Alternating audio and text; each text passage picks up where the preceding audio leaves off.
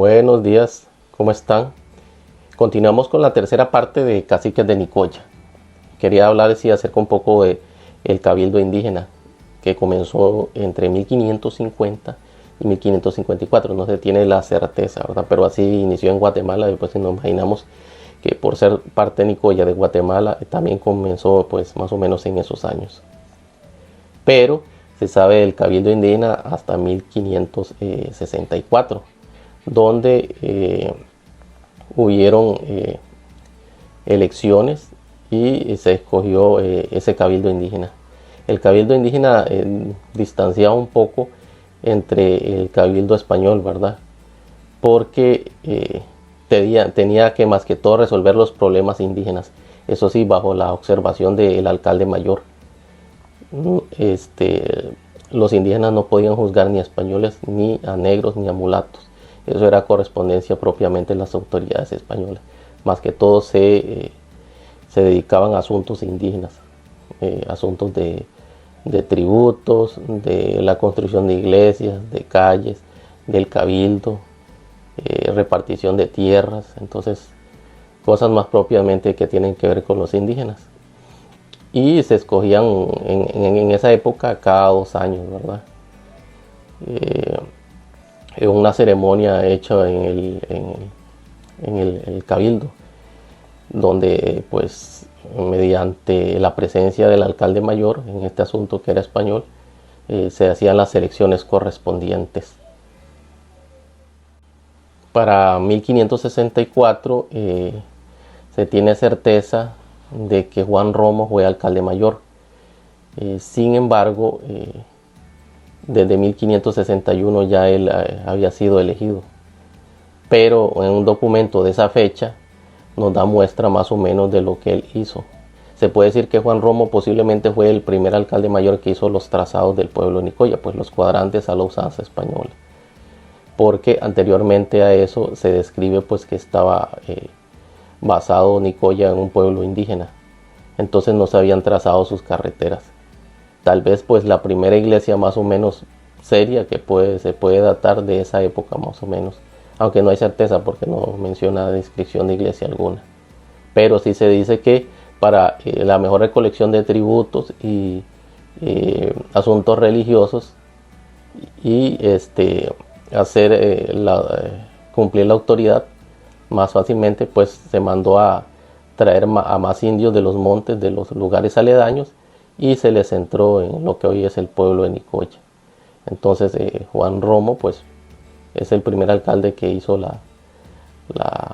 en los cuadrantes pues que hoy en día existen a la forma española.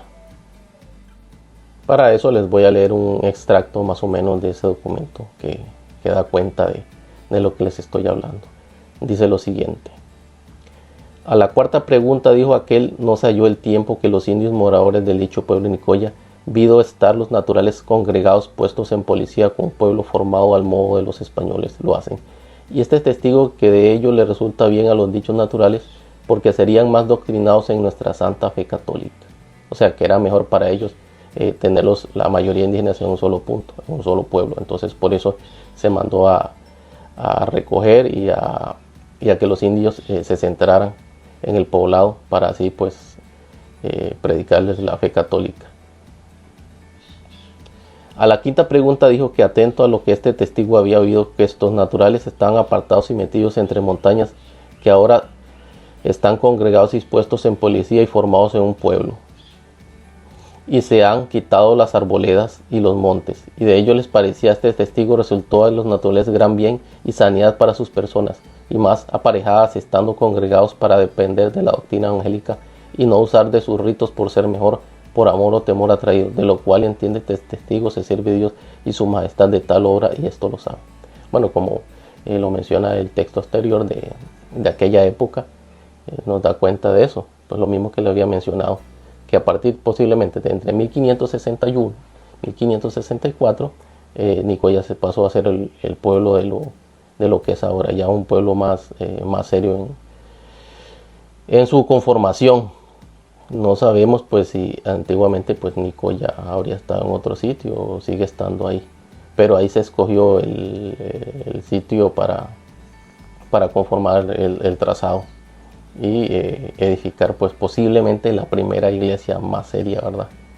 Tal vez para esa época, entre 1561 y 1564, se construyó una iglesia posiblemente, pues obviamente de techo de paja, pero tal vez de calicanto u otro tipo de material que lo hacía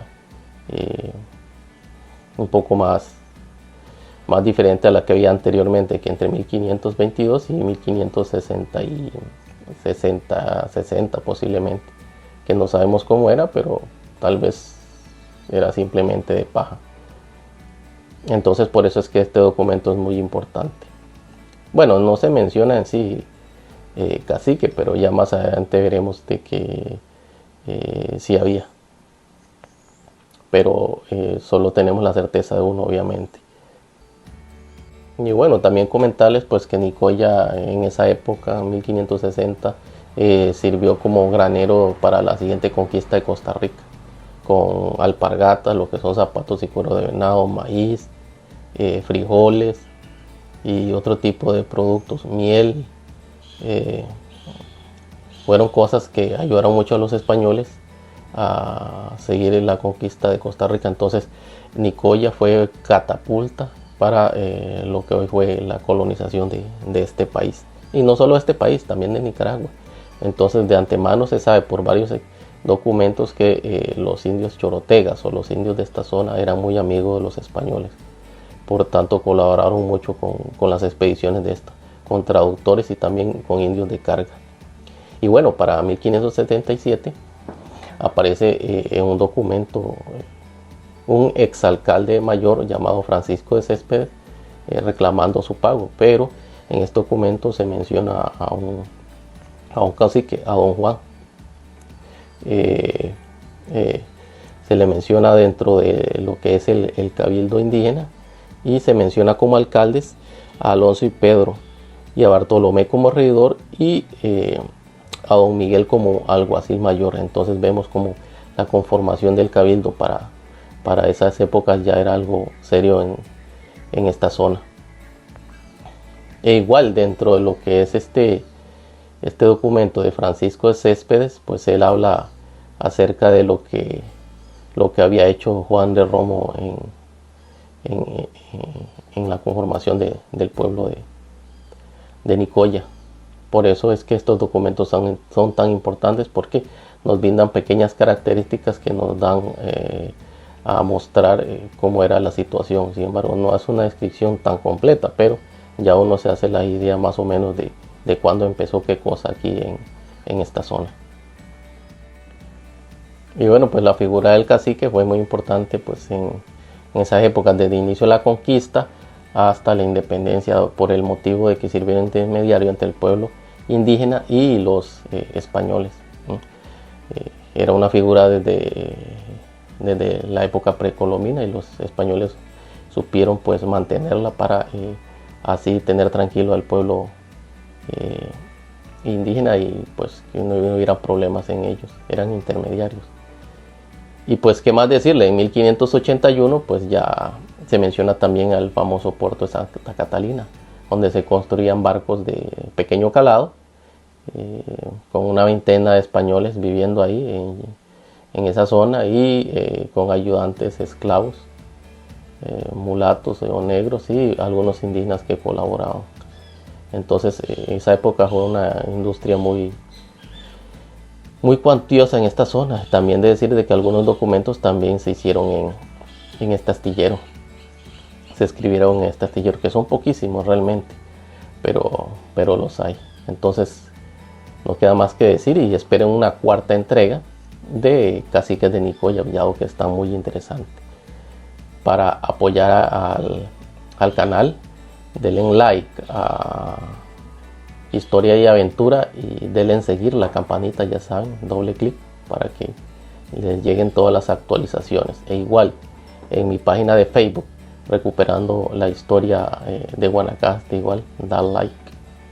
Y pues para colaborar, denle en compartir esta importante información para que todo el mundo conozca acerca de los caciques de Nicoya, dado que poco o nadie pues ha buscado la manera de mencionarlos y de reconstruir su historia. Dios mediante, gracias y hasta la cuarta entrega. Chao.